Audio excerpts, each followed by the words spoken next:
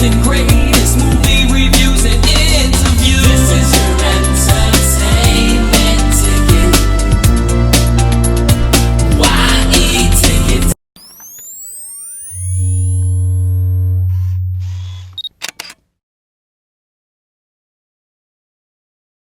Hi, my name is Gil Robertson, president of the African American Film Critics Association.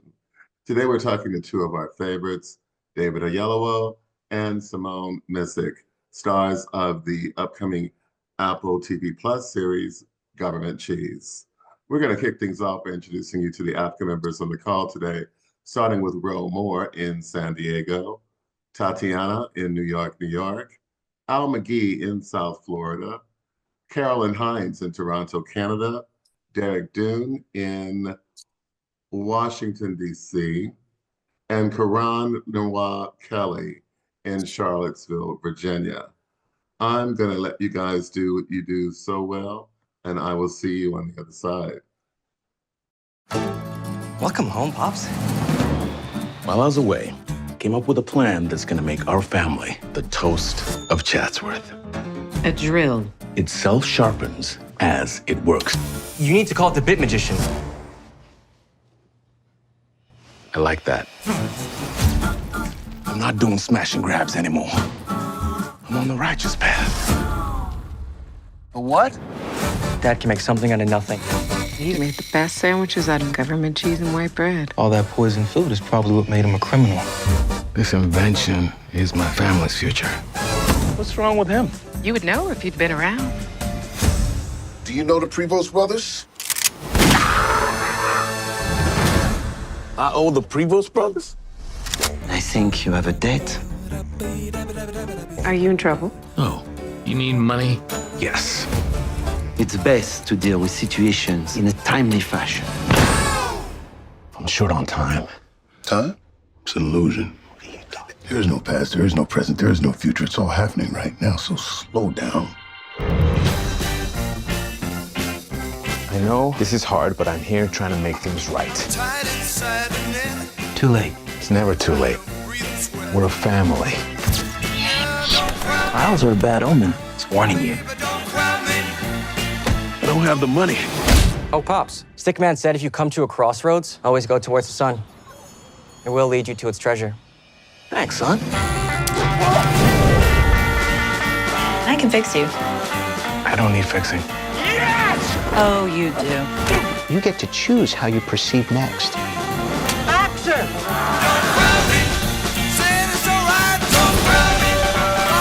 Dreamers are dangerous. Then consider me dangerous. Hi, my name is Ro. I'm from the MTR Network. Thank you for doing this today. I watched Government Cheese once for me and then once for work. And one of the first things that I tended to notice about this is you guys both are very 100% capable of carrying a series on your own. So when you kind of, I watch all your work, but when you kind of come together to blend to want to build the being the center of like a family unit for this kind of quixotic comedy, what was the energy that you kind of hoped that you felt you needed for these characters and then to translate to building this family out? That's a good question. It is a good question. Well, thank you for saying you feel that we have the ability to carry shows on our own. I mean, for me personally, one of the things that I was so excited to explore and show is a Black family that is quirky, that is unusual, that is not monolithic, i.e., they don't all share a point of view, yet they are coexisting.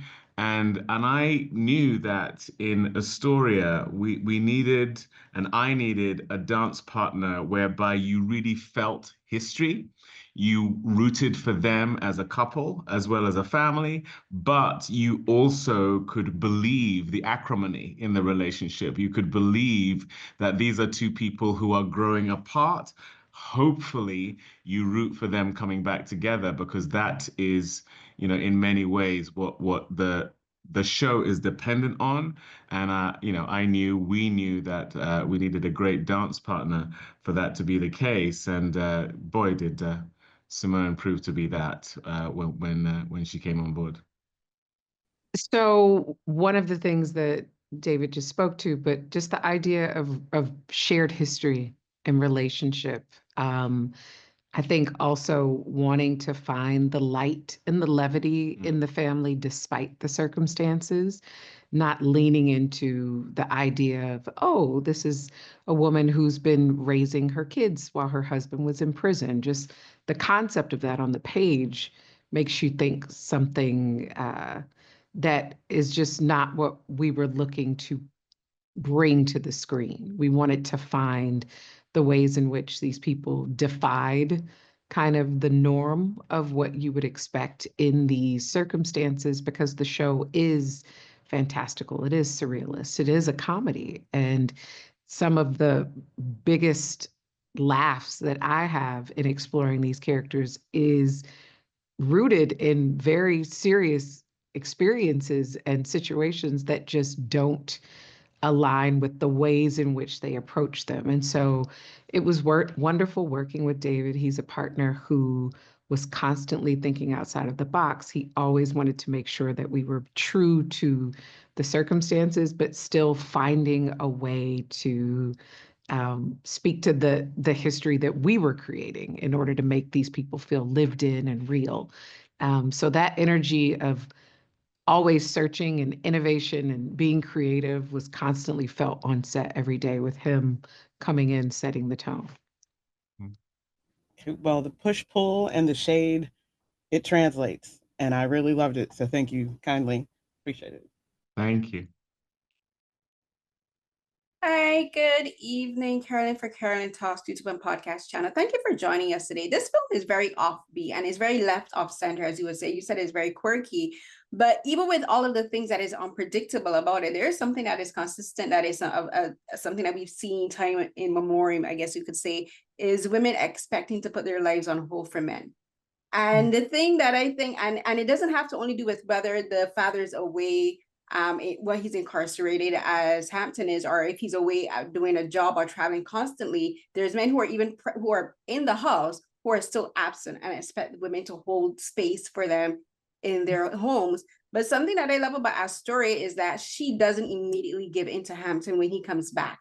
She doesn't give him space. She's like, if you want space, you're gonna have to earn it back. You know, and I love that she does that. And she does it from the onset, from the moment we meet her. She's like, yeah, you know, I'm not going to step aside so you can find your way in your pocket again. So I want you both to talk about the expectation that Hampton has of Astoria and the boys giving him space that he didn't fill for a number of years, and Astoria making sure that she didn't give him that space, that she was like, you have to earn your way back, not only in the family, but also back in my good graces, because he betrayed her and he betrayed their family. He betrayed her trust. And she's like, I'm not giving you space. I'm not giving you trust. I'm not giving you time. I'm not giving you effort. And I love that about her. So talk to me about that. Simone, you can go first. I think at the heart of this, Astoria is a woman who loves fiercely. She loves Hampton.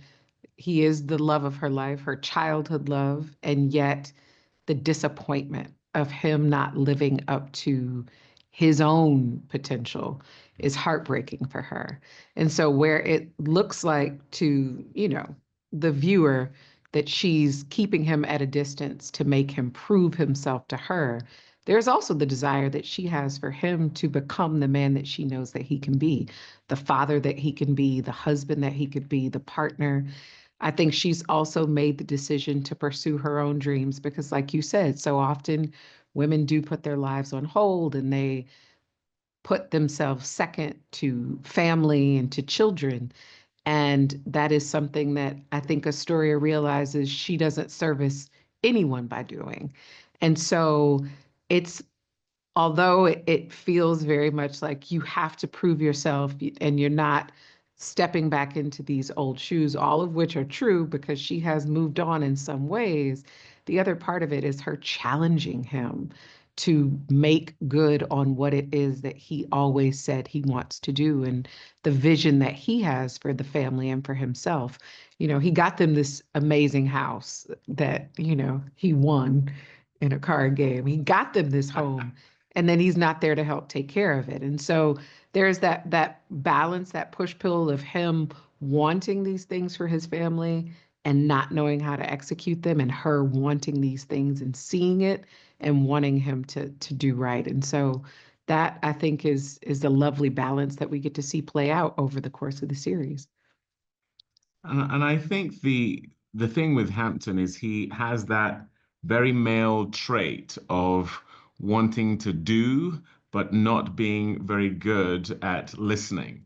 And so he comes out of prison, and there's actually something admirable about the fact that I want to do something for my family. I've caused pain. I've not been a good father. I've not been a good husband, but I'm going to do something about it. And that completely leapfrogs over the fact that you need to come and find out who your family now is. They have moved on emotionally, they have moved on literally, spiritually, and there is no attempt by him to get up to speed. And as I say, that's a fairly male trait, but it's one that is in a fairly toxic way demonstrated in Hampton, and that is the process that we see him going through over the 10 episodes. Is he going to listen to God? Is he going to listen to Astoria? Is he going to listen to his better instincts as opposed to his more base instincts? And that, as I say, is where a lot of the drama, a lot of the tension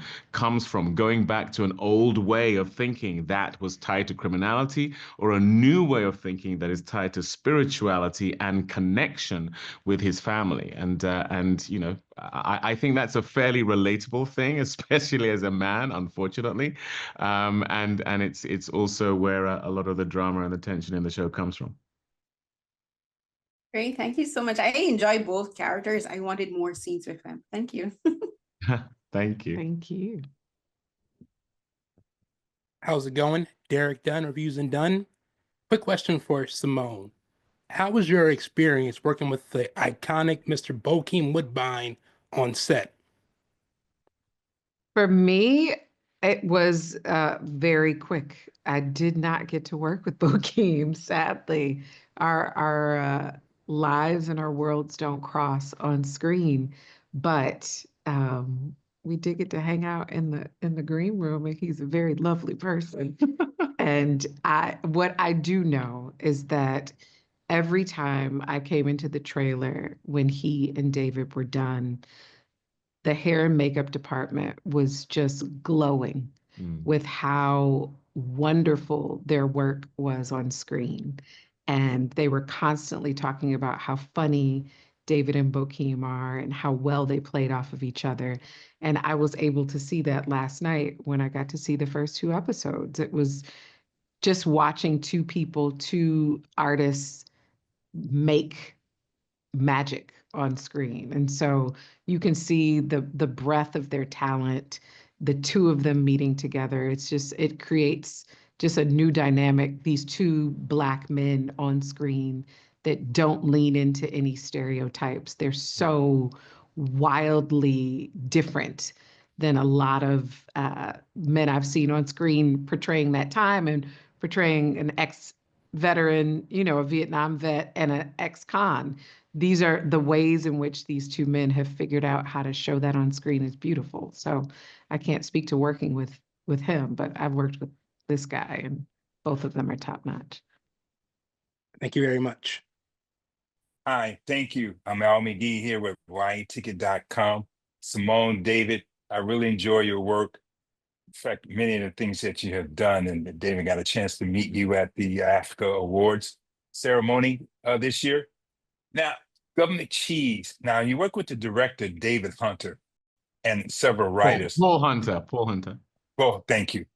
And did they have to teach you guys, well, this part is going to be funny and this part is going to be serious, or the script really explained everything for you guys when you were acting it and trying to bring the reality to it? Well, my experience and my initial encounter with Government Cheese as a project was as a short film that Paul Hunter sent me 6 years ago.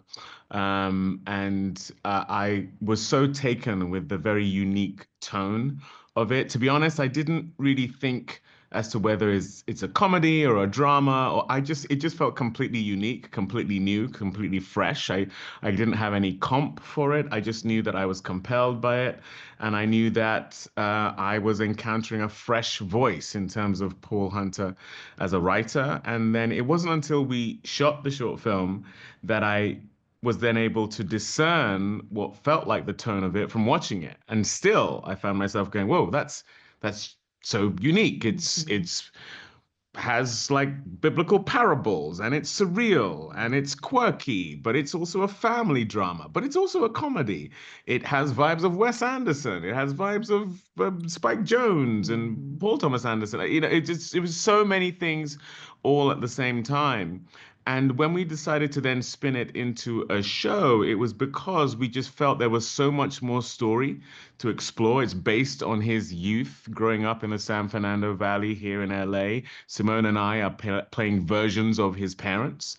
And so every circumstance, every event, every episode is rooted in some kind of true event that took place in his life. And so, to be honest, we didn't really focus, and they didn't focus with us in terms of both Paul and Aisha Carr, who are co-creators of the show, on being funny or trying to nail the tone. We just knew that it had to have an element of whimsy because it is also being told through Paul's memories. And we tend to look at the past with rose-tinted glasses, in a sense. We knew that we wanted it set in the 60s, but not rooted in any kind of civil rights or racial struggle. Of course, those things were happening at that time, but we feel like we've had plenty of those narratives.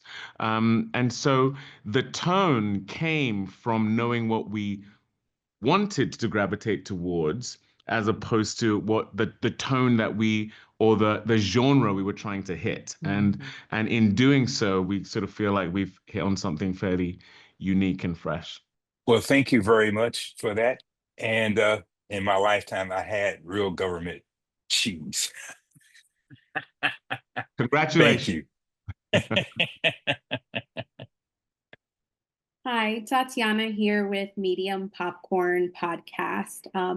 I found the series to be very smart and funny. And one of the, throughout the series, there are several moments of inexplicable, like divine intervention. Of what you can discuss, which one like resonated the most with you and why?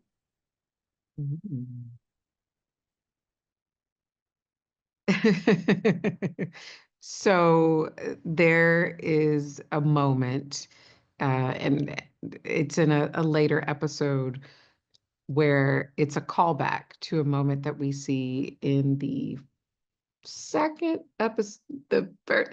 Hampton sees this frog. Oh, yeah. This Oh, yes. he's calling out to God, and he's doing what so many men and women in the Bible have done, where they're renting their mantle and they're like, why is this happening to me? And you've asked me to do this and go down this path, and yet here I am. And he sees this frog, which he's, has this vision, this epiphany. Oh, I need to take the leap of faith, the proverbial leap. There is a later moment where Astoria then sees this same frog at a very important moment in her life where she is trying to decide what to do, which path to take. And for me, that was such a beautiful moment. It's a funny callback and it's a funny moment, but it's also one of those things that, as a believer myself of God, we have those moments where we sit and we ponder, are we on the right path? Are we making the right decision? Why is this feeling this way, and yet I'm feeling pulled in that way? And so to watch them wrestle in a way with biblical elements that doesn't feel didactic. It doesn't feel like we're telling people, how to feel about faith and about spirituality and about believing in something greater than themselves, and yet it's infused in this project in a way. It was, to me, it was one of the best things that drew me to this project, to be quite honest. Yeah, and for me as a believer as well, to see these moments in the show that are evocative of stories you've seen in the Bible. The first episode has a flood in a prison, and we know about the flood in the Bible. There's a part way through the season where Hampton gets swallowed by a fish, and we know of Jonah and the whale. And so you have destruction with the flood. You have a real sort of dark night of the soul with the fish moment, and then right at the end, there's death and resurrection in a moment that I won't spoil for the audience, but this is the parabolic element of the show. And whether you're a person of faith, whether you have a religious practice or not, I think we can all relate to the notion that at times we are bereft of meaning, we are bereft of direction, we're looking for a sign. What do I do next? Which way do I go in this fork in the road? And that's something we definitely look at as a theme in the show, and I think is one of the things that adds to its unique tone. Hello, this is Karan Lenoir Kelly from Karanism.com and Love Music Pleasure, and I am a believer in both of you. But I'm really curious, there's so many, because this is a period piece, looking at the art and the wardrobe and the hair and makeup, as you mentioned earlier, I want to know what you kept from set. Oh, wish. You didn't Memories. keep anything? I didn't keep anything. No one let me keep anything. What did you keep? You know what's so crazy? I have in my guest room. So the view from Bootsy Bokeem Woodbine's caravan, that view of the peak. Yeah. I have an entire room in my house in that wallpaper. Shut up. So the wallpaper in Harrison's room. Yeah. I have that in my guest room. So so I didn't steal it from the set, No, but they I did. I asked Warren Young for that, our production designer, if I could have that wallpaper because I loved it so much. So every time I go in that room, I think of government cheese. Dang it. These are the things you don't know. If you don't know what's on the menu, you don't know what to order. That's hilarious. I never heard of somebody taking a wall. So congratulations. Thank you. I took a whole wall. And I know Warren. Hi, Dana Abercrombie, the Coalition. My question is, from the beginning in the first episode, there is kind of this kind of tension from the very beginning when these two characters reunite. What I wanted to know is, how do you feel that shapes the character's emotion throughout the series? I think it's always true with people that we are always fighting against something. Our heart may want one thing, but our minds are, compelling us to do or to think or to say and act in other ways. And the tension that exists with Hampton and Astoria is real. It's rooted in the history of these people. It's the reality of a woman who her husband comes back from being locked up. He got locked up by fraudulently cashing her paycheck and got her fired. And, she finds out that he has money that he has kept. Right. That he has kept. She has had years of, being angry. And for that anger, it's real. And so that watching that push and pull of a woman who clearly loves this man, but still she has to have boundaries. It's a beautiful thing to watch them explore throughout the season. And the question is, will they get to, a point? And we hope that the audience is willing to stay on that ride and to see what happens with Astoria and Hampton. Speaking to something you both said earlier about trying to work to your better nature and also space and holding space, I was curious as to, given that you both had kind of parallel developing relationships with the young men who played your sons on this show, the same way the show kind of gives parables that don't beat you over the head about like your faith, it feels like it does something interesting about the dynamics between mothers and sons and the dynamics between fathers and sons. What are you kind of hoping, or what was the energy that you kind of wanted to help with those relationships, and how do you think that would translate through the season for the audiences?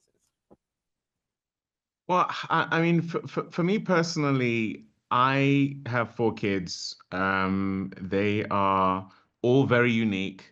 I would describe our family as a quirky family, but I think most families, if they really care to admit it, have oddities and things that are very unique and specific to their families. And the reality is, especially when we have Black families, often that is not seen on screen, in terms of the outlandish nature of what you may see in a Wes Anderson movie, or if you see the Royal Tenenbaums or something like that. I just haven't seen the equivalent for us, but I've definitely seen families that they are the equivalent, in terms of Black families. So I think to to see parents able to celebrate the quirkiness of their families. You have one of our sons who wants to be a pole vaulter, one of them who's aspiring to Native American culture. And, we question some of what their behaviors are, but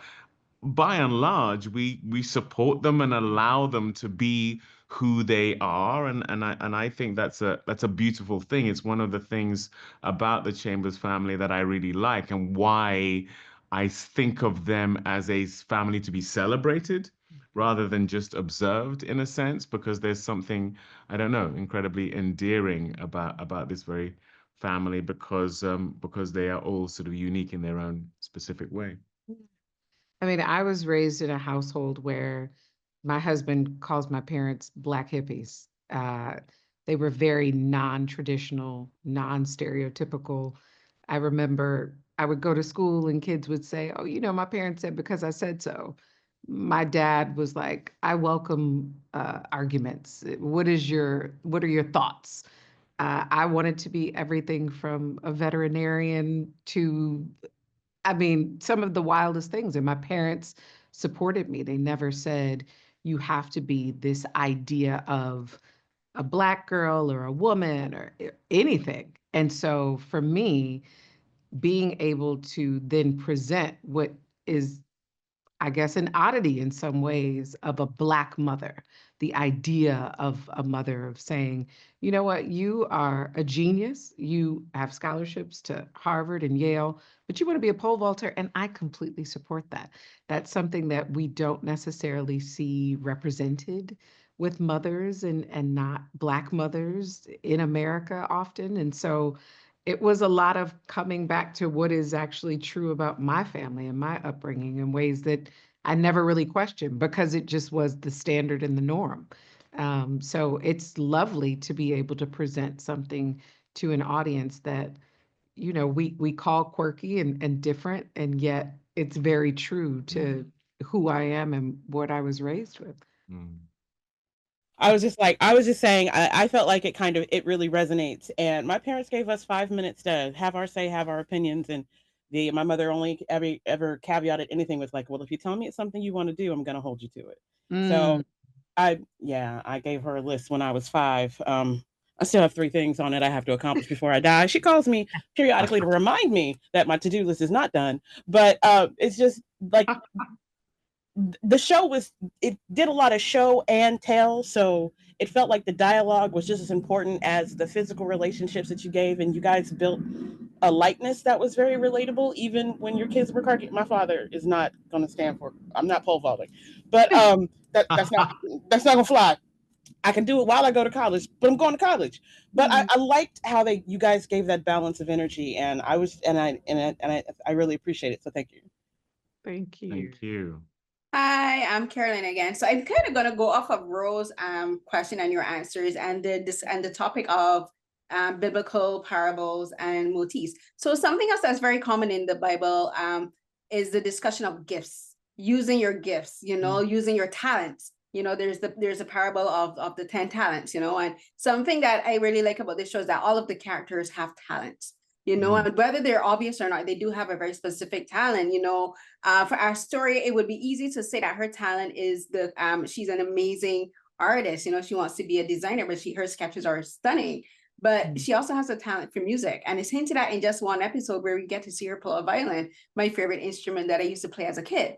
But then there's Einstein, who's a genius, but he's also interested in athleticism and in filmmaking. You know, he has all these sides to him. And then there's Harrison. He's a bit of an enigma. We don't really know what his talent is, but I think his talent is empathy, and he observes and he listens to people, and he has this connection with Rudy, someone that Hampton cherished in his time in prison. But I feel like Hampton, with all of his own talents, doesn't see the talents in the people around him, and maybe he doesn't see it until it's too late.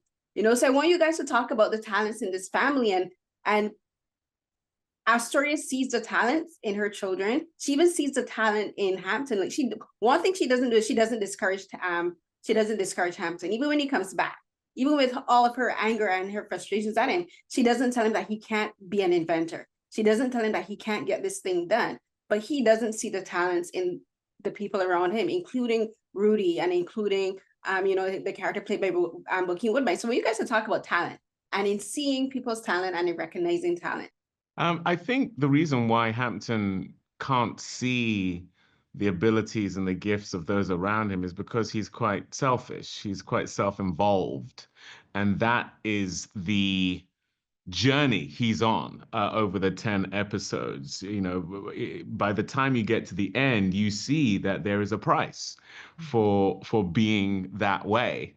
I'm glad to say, as a person, I'm not like that. And in fact, I was the one who I went to, because she's so brilliantly talented, such an amazing scene partner. I just couldn't believe how fortunate I was to be getting to do this with her. And so I went to her one day and I said, "Is there something that you want to do in this show that you haven't been able to do elsewhere?" And she said, "Well, I grew up playing the violin." And I went, "Okay, give me a second."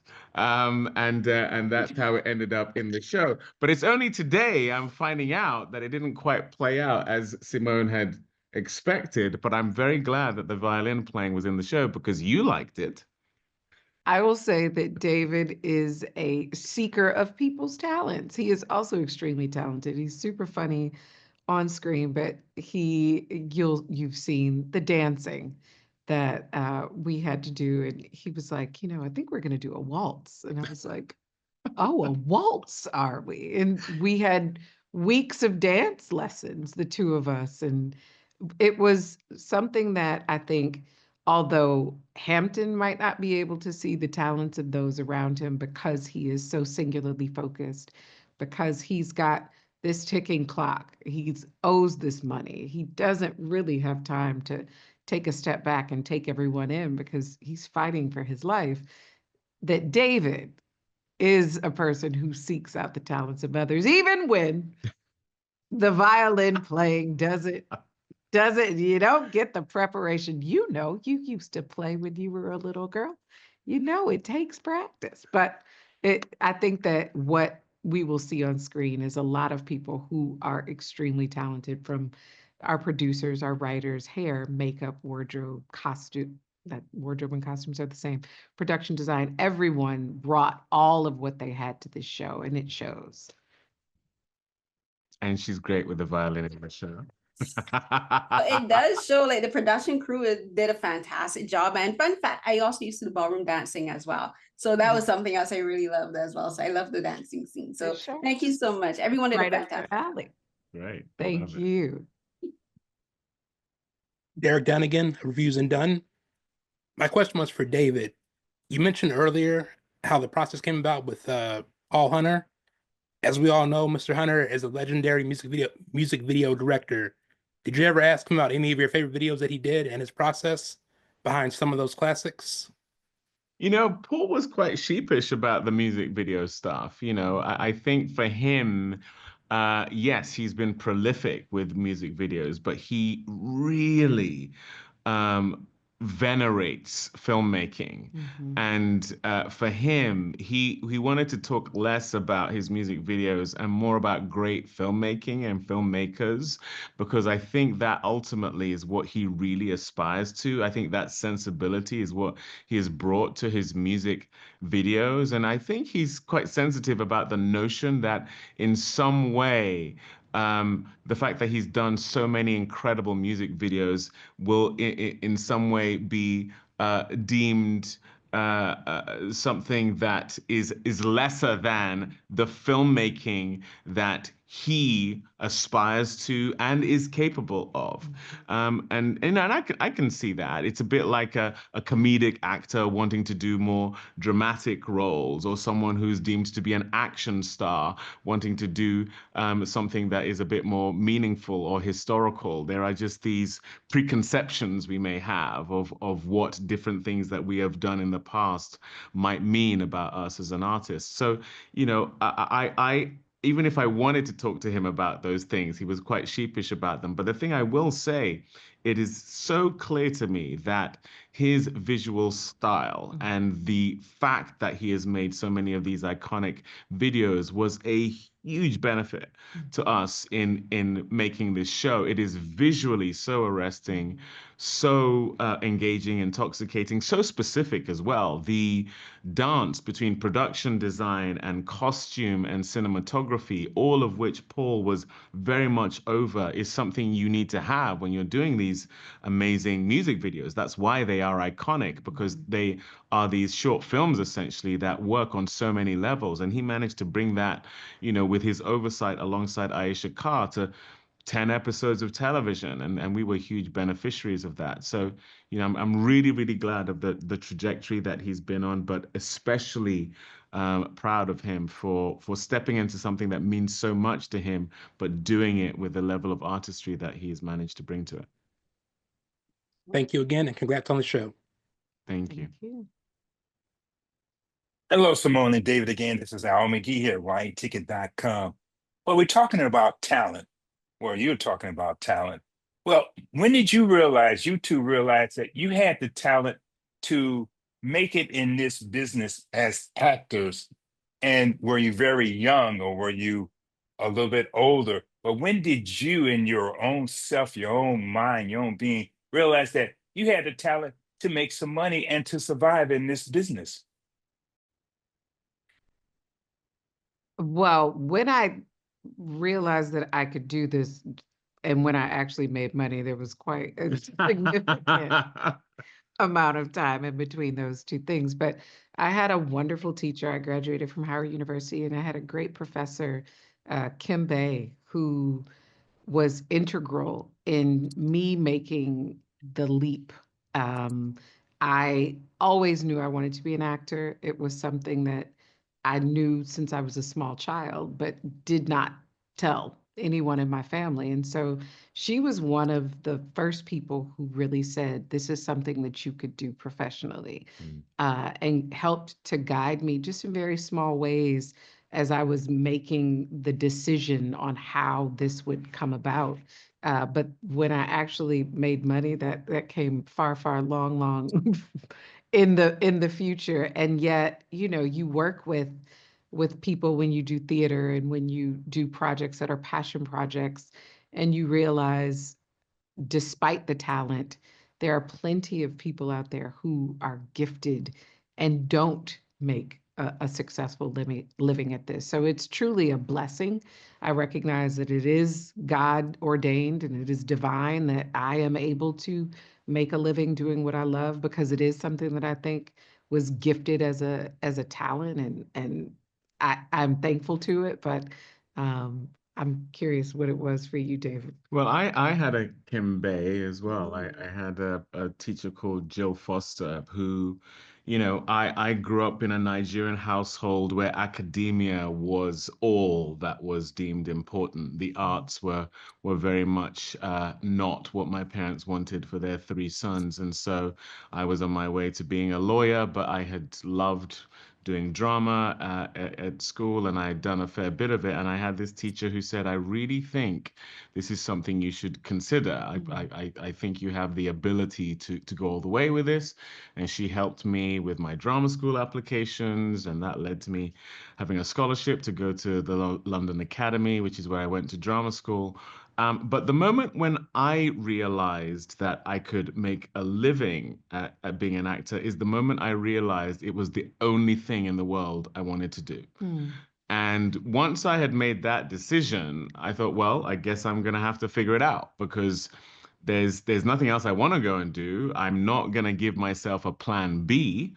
And so I'm just going to keep on pummeling away at this until it works, or until someone or something tells me to get off. And that just never came, because, you know, I went to drama school. I worked very hard. I became a producer out of necessity, not because it was something I wanted to do. I recognized that so many of the things I wanted to be in weren't being made. And so I recognized that I've just got to figure out how to make them. And that's how I am a producer on Government Cheese, or Bass Reeves, or a United Kingdom, or the myriad of things that I've done. They were all things that I grew up wishing I could see, wishing I could be in, and no one was making them. And the projects that were coming my way were things I felt were, not all of them, but a lot of them were denigrations of us as Black people. They were caricature, they were stereotype, they were peripheral, rather than central, and that was not the life I was living.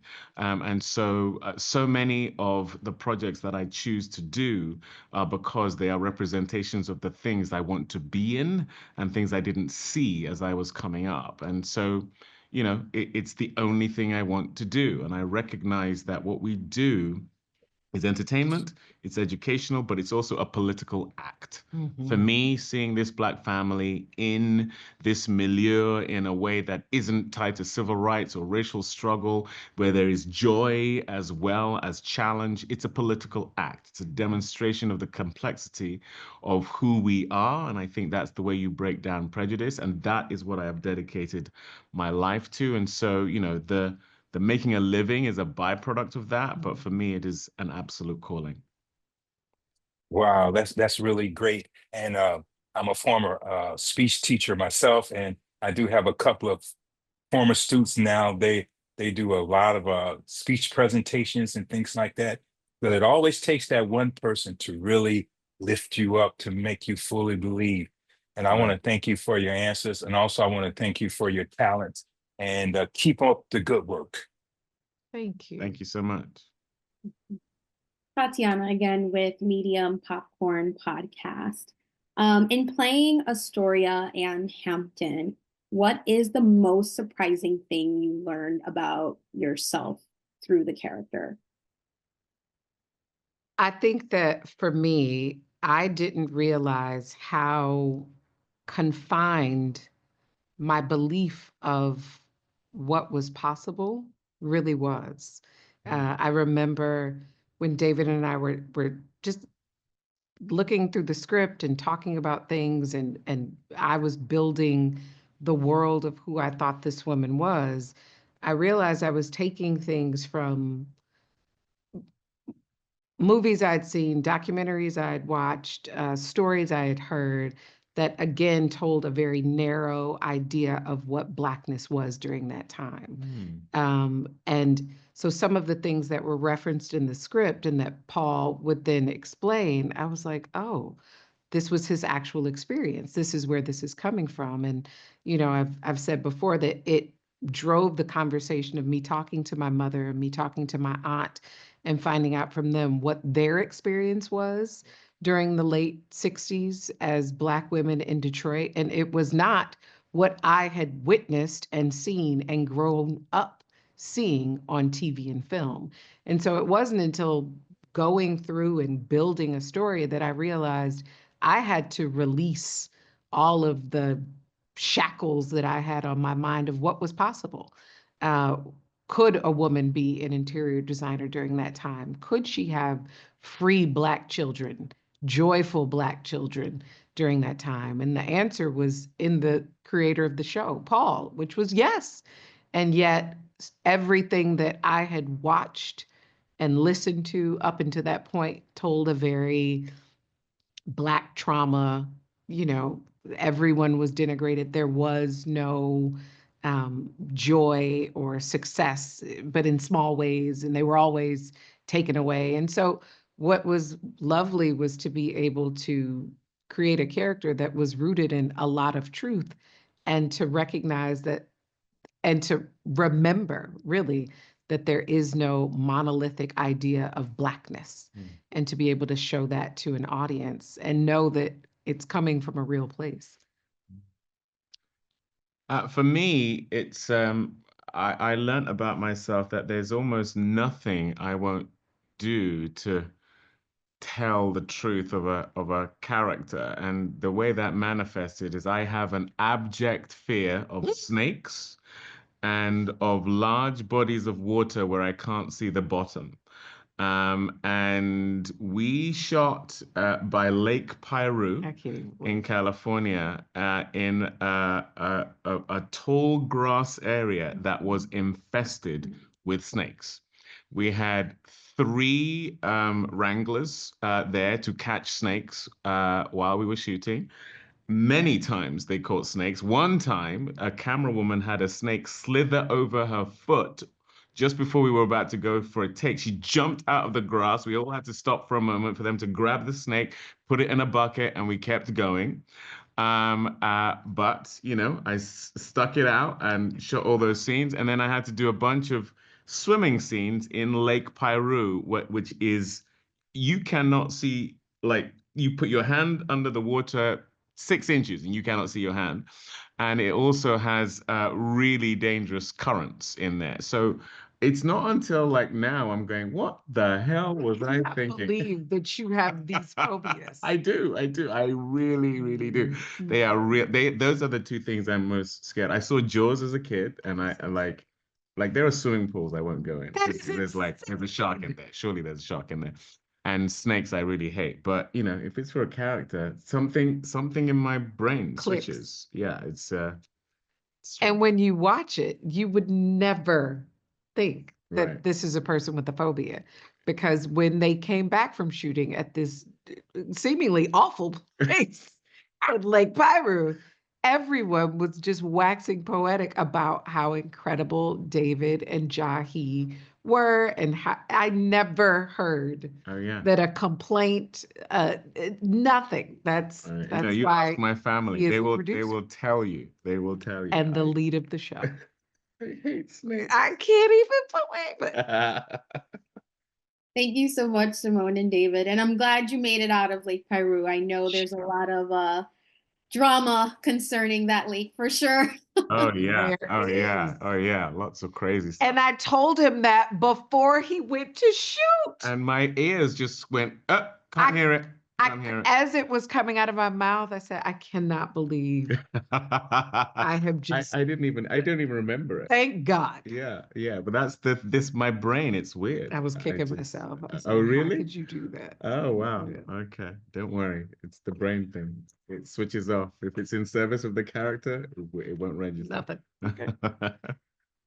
Hey, it's Karan again, and I actually was going to ask you about fear, but I think you had that covered for me and you, David. But I'm curious whether or not, because this is a drama and a comedy, and it does have a lot of spiritual lessons and undertones and a lot of the work, is there anything that challenged you with your characters spiritually? Did you, whether it was their decision making, their struggle, but was there anything that you really grappled with either of your characters spiritually?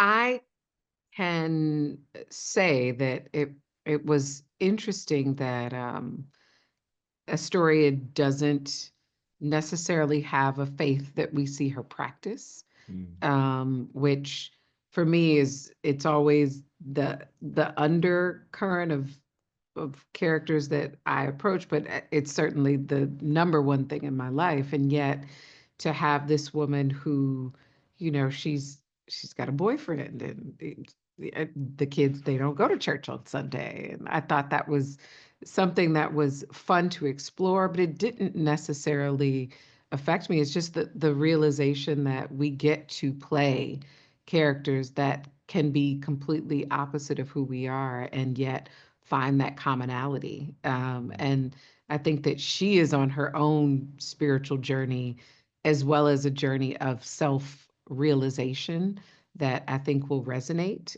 And it certainly resonated with me. But was there something that There was, for me, when it comes to producing the kind of things I gravitate towards, they feel like boulders you put on your back and you have to climb uphill. If you're trying to get a very expensive Western like Bass Reeves off the ground, or you're trying to tell the story of Martin Luther King, or a show like this that is a quirky family in the Valley in the 60s, but it's period, so it's expensive. Those are all things that our industry doesn't instantaneously gravitate towards. They don't feel like things that they go, oh, that's a money spinner. And so there is a lot of stuff that you feel is outside of your control. And as a personality, as an A-type personality, like Hampton, I find myself trying to muscle things, and actually the journey I have been on as a person, as a producer, is learning when to relegate control and trusting that if this thing is for me, if this thing is meant to happen, it will happen. Do the work, but there is a moment that it tips from work into force. You're trying to force something, and sometimes it's just not the right timing for the thing to come to fruition. And if you force it, you can break it, or you can do it prematurely, and it doesn't yield the result that you necessarily want. And I think that's something Hampton definitely is guilty of. He's someone who's trying to force things that make it untenable for his family, for his wife, for his own survival, because he has tried to do things in a way that isn't honest or that isn't wholesome. So, I think that's an ongoing lesson for me. I have learned that there's a difference between perfectionism and excellence. Perfectionism is like, okay, I'm going to be a perfect producer today, and that means I'm basically going to get this project off the ground. Excellence is where you've done your best and you let go and trust that what's meant to happen is going to happen. So, that is where I definitely see some commonality with the character in me, and stuff that I've had to kind of work through as we try and get these stories told. Well, thank you both. I will say this was a joyride, and it's a pleasure to see something that's a period piece that's not grounded in the civil rights movement or grounded in, but still has those elements of truth. But it was an absolute joyride. So thank you. Thank you. Hi, I was wondering, how do you feel that both of your characters better each other, even if there is that delusion, not delusion, but dissolvement of marriage or a relationship? I think that Astoria has always recognized the raw talent that exists in Hampton. I think she is an artist in her own right, and yet she did not pursue it. She put that to the side to be a wife and a mother. And so there is a part of her that when he comes out, that impetus is there, that fire is lit under her, that she has to figure it out before she is wrapped back up in who he is. He is all consuming, she says at one point. And so there, although that desire has been there and you see her wanting to make leaps in her career, there has still been 2 to 3 years of him not being there and her not taking that step. And so I think that Hampton coming out, being a man who is just released from prison, and he has a dream already. He has invented something. She's like, gee, okay, I can't sit here any longer and not pursue the things that I want, or else I could end up that 3 years that passed is a waste. and she goes back into that same dynamic in their relationship. So I think that just his sheer determination and self-belief is something that inspires Astoria in a unique way. And I'm a big believer in the fact that women are far better and much more successful at making the transition from being a girl to a woman. You very rarely see a woman who is still behaving like a girl, but you very often see a man who's still behaving like a young boy. And I think the gift Astoria gives Hampton is challenges him to be a man. Take responsibility. What are the choices you're going to make? You have to make better choices. Otherwise, you cannot be in this house. You cannot be in this bed. You cannot be around our sons in an influential way until you have made better choices. And I think that that is, through the course of the 10 episodes, what she is offering him by way of help. Be a man, not a boy. You can't be running around doing this crazy stuff and expect to be treated with respect. You haven't earned it. And so to me, that's the beautiful gift. I know it's the gift my wife gave me. We got married when we were fairly young, but, marrying her was the moment I went, oh, gosh, I have got to transition into a different way of being. There are many societies that have rites of passage ceremonies for boys because it is not necessarily the most natural thing for boys to transition to being men. And I think that's why she is an amazing fit for him. That's why I think after 3 years in prison, despite her kicking him into the garage, she's like, no, that's my woman, and I need her. I'm not going anywhere else. I've got to earn my way back into that house because she makes me better. David and Simone, thank you for this wonderful program. Well, we love seeing it, and we're looking forward to seeing much, much more. On behalf of the world's largest group of Black film and TV critics, thank you for your time again, and thank you for watching this edition of AAFCA Roundtables. Have a great day. Thank you, Thank guys. you very much. Keep up the good work. Thank you. Thank you. Thank you.